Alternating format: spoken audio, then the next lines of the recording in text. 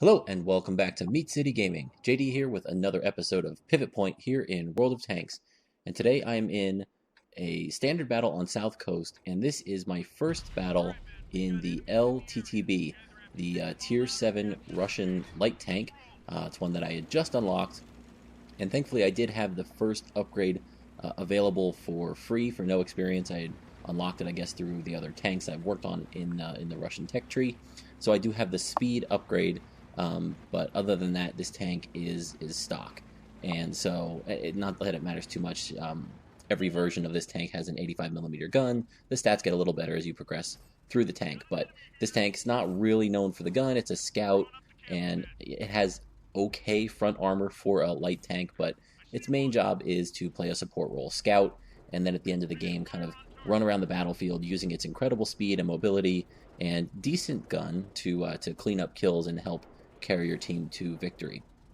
Now, this is a pivot point series, and I'll tell you right up front, this is not a great game for me. You're not going to be blown away by my stats. The point of the pivot point series is to highlight hopefully games that are entertaining for some reason or another. And I can tell you right now, we're going to get down big here, and we're going to attempt a comeback from some really long odds, and it's definitely going to be close. Whether we win or lose, I won't spoil, but it's definitely close and it's definitely entertaining. So if you want a tense battle that kind of goes down to the wire, stay tuned for that because it's coming up. So early on here, I'm trying to do a little bit of scouting. We do light up a couple of enemies, and as I get spotted, I kind of drop out of line of sight to wait for contact to break, wait for me to drop off the enemy's vision, and then pop back up and try to once again provide some vision. We saw an E-25 there. We saw, I think that was a French tank destroyer off in the distance. I was able to put one in, and then thinking he might still be sitting there, I lob a couple more shells, but it looks like he's moved at this point because we don't make any further connecting hits. So we can see we're already down 3-0, and we are just over 2 minutes into this battle. So things are not starting well. There we go. There's our first kill for the team, not for me. So once again, we're just trying to hold down this middle, provide vision, not let the enemy advance into any too aggressive locations where they're going to be able to do a lot of damage.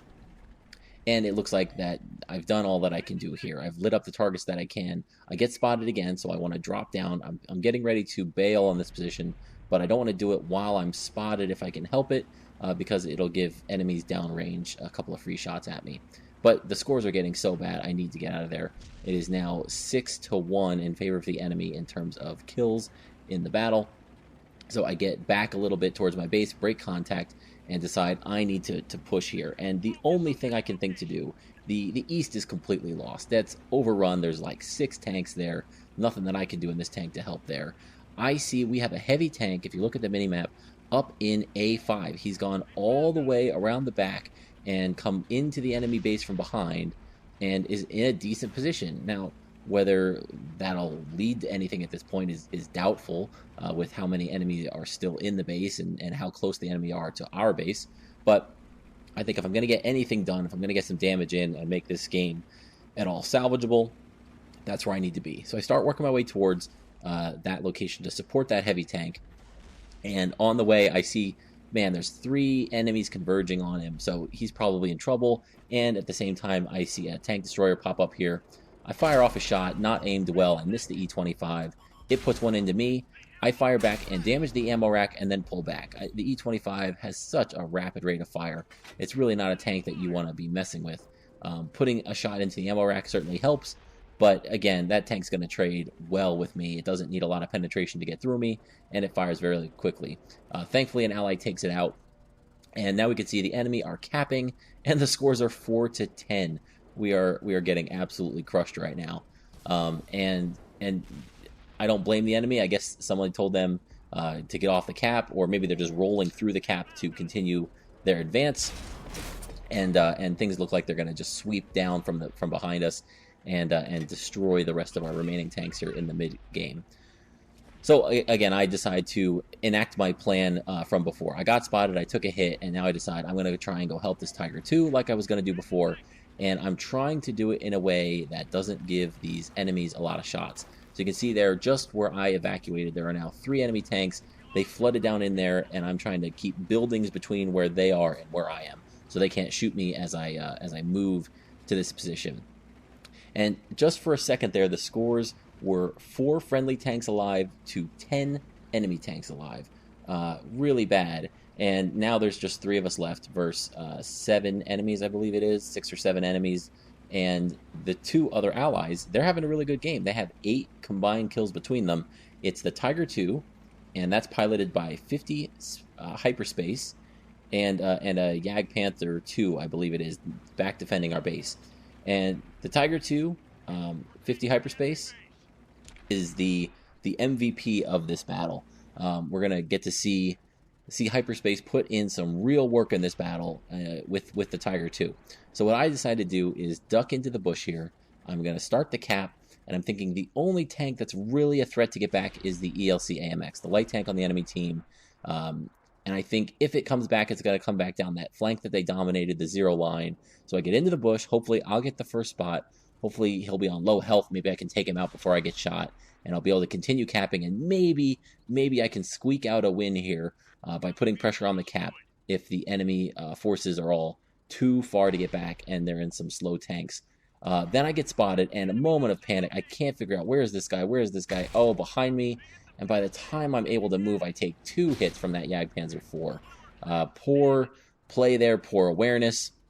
But now I see that our Tiger II is engaged frontally with the French tank destroyer here, and I think, well, maybe I can help out. So I advance by keeping that rock between me and the Jagdpanzer IV. I'm able to sneak a shot into the side, take out the tank destroyer, and now I'm able to get back and play a little ring around the rosy here with the Jagdpanzer IV. But wow, I bounced a shot. How fortunate was that? That's a VK. He puts his second one in. I am now a 1-hit.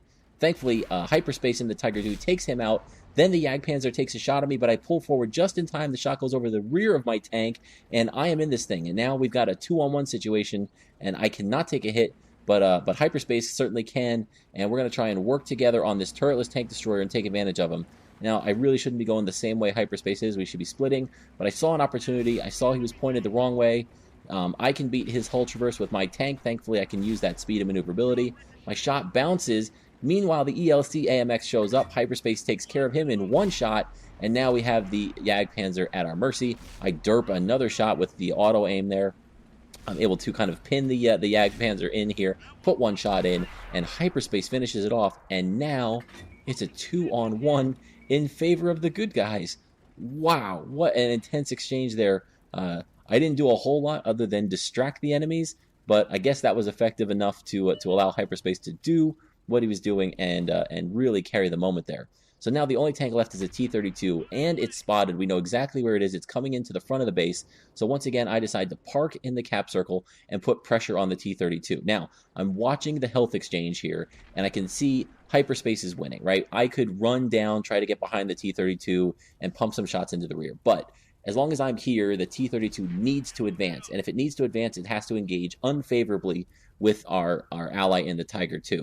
So by doing this, the T-32 can't just sit, can't wait, and hyperspace has earned this, man. He's got 8 kills. That's a Radley Walters medal. I'm certainly not going to do anything to interfere with that. And if the worst thing happens, if the T-32 is able to kill hyperspace with a crazy ammo rack, it's still probably going to be too slow to get up here and get me out of this position. So I'm going to hold here, let hyperspace do what he does. The T-32 is on a sliver of health. Hyperspace charges down the hill, ram kill, 9th kill, Radley Walters, and a victory, down 4 tanks to 10, and we managed to come back for the win, in a small part thanks to me, but in a large part thanks to both our Jagdpanther 2 and to hyperspace in the Tiger 2. So quick look at the post-game stats. Mine, not very impressive. We're not going to spend a whole lot of time here. Again, I was just strategically important at the end there to try and help out. But look at those numbers for 50 hyperspace in the Tiger 2.